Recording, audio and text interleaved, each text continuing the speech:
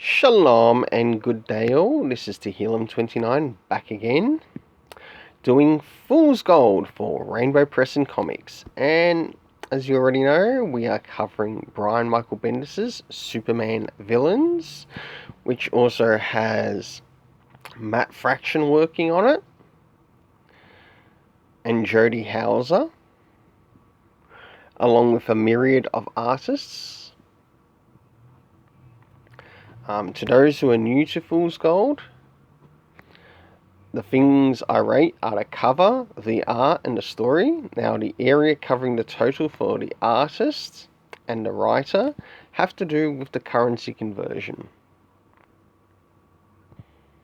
As you can see, I paid $10 and almost 20 cents for it, and this will link to how much I think it's worth. I'll give the rating plus how much I think the art is worth, how much I think the cover is worth, and the same will apply for the story or the stories. So let's get to it. Now, rating the cover.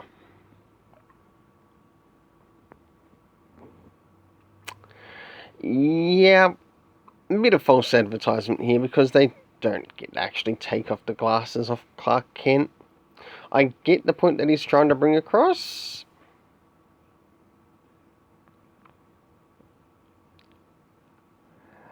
but it's just not properly working because it doesn't even show internally, or it doesn't even connect with the internal art,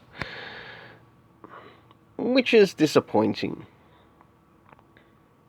But of the idea that they're trying to bring across for the cover, 2 out of 10, worth probably about 70 cents. Australian, that is.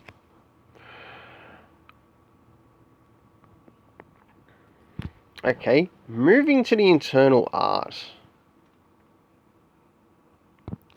Alright, looking here, especially at the beginning, really nice shots, absolutely enjoyed it, but things change in the story and the art becomes a little bit less likable. I get the idea of this art, but it looks so pasty. And this is not the only place where it sort of shows it. And it's a bit of a turn off, especially even in the story. Again, moving to another nice little panel having to do with Lex Luthor. Back again, Superman and the Toyman. Not too bad a cover, not too bad a page. Becomes a bit of a turn off again. Maybe a little bit too over realistic and not really necessary in the comic. Whoever did this, absolutely incredible. Moving to the part in relation to Supergirl, also enjoyed the art in it, and I'm not too sure who worked on it, if it's the same person who worked on the last page or completely different. I really enjoyed it. So, rating for the art, taking into account the pages I didn't actually like, I'd have to at least raise this, for the art rating,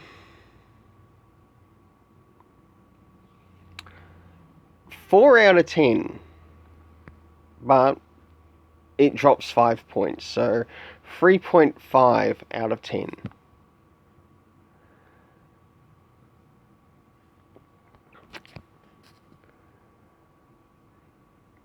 As for how much I think it's worth,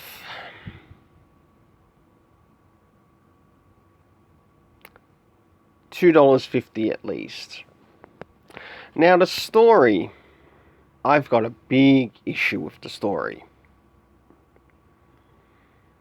Do we get location? Yes, we get location. Do we get cast of characters? Yeah, we do get some cast of characters.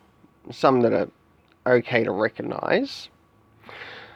The only comic reference we get in this is basically connect next comic book, which is coming out whenever, and it's not properly stated as to when that comic book is coming out in the story. So in that essence, it does lose some points.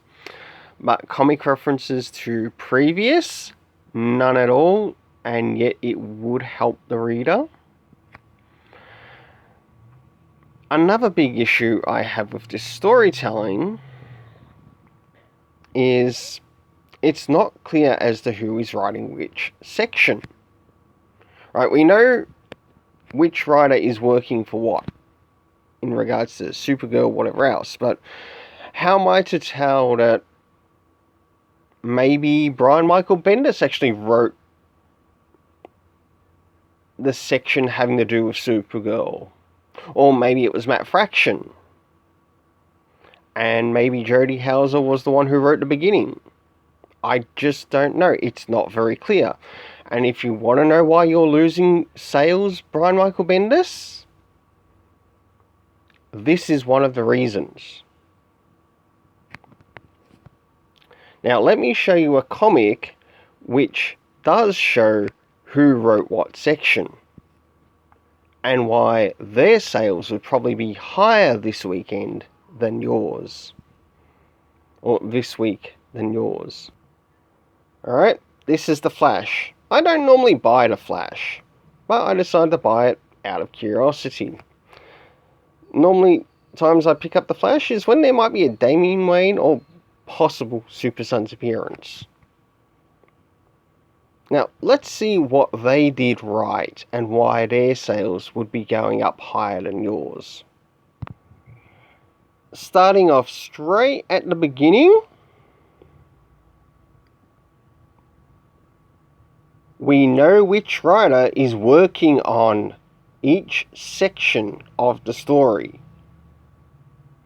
We've got Joshua Williamson, Marv Wolfman, Jeff Johns, Francis Manapul, and Scott Lobdell.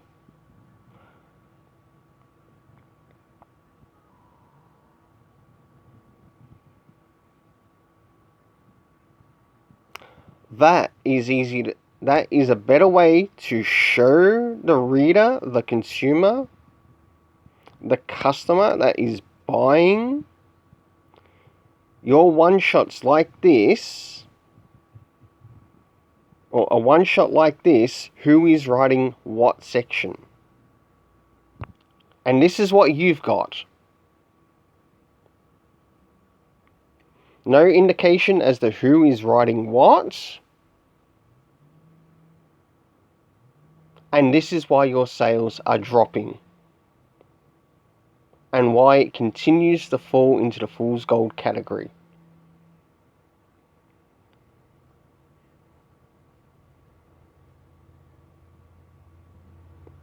And why I'll always continue to shill the Jinx World stories that I enjoy in these Fool's Gold. Over your own DC work. Get your act together. Because the writing's on the wall. Moving. Raising for the story because I was unable to tell who wrote what section.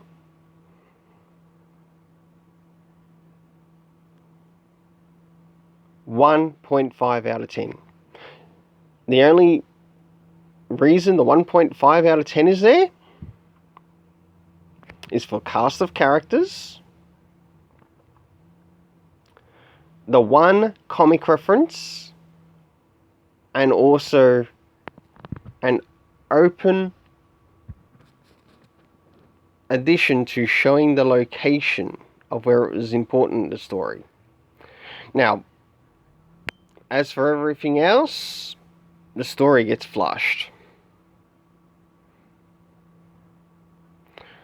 Remember, you can't bank on Bendis at DC Comics.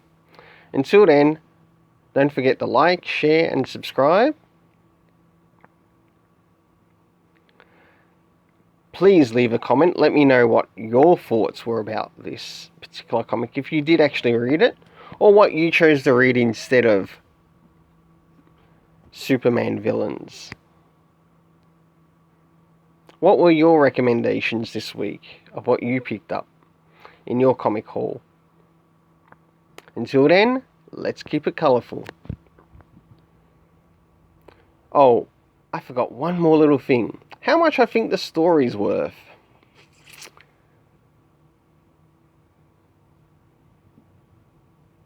$0.15 Australian.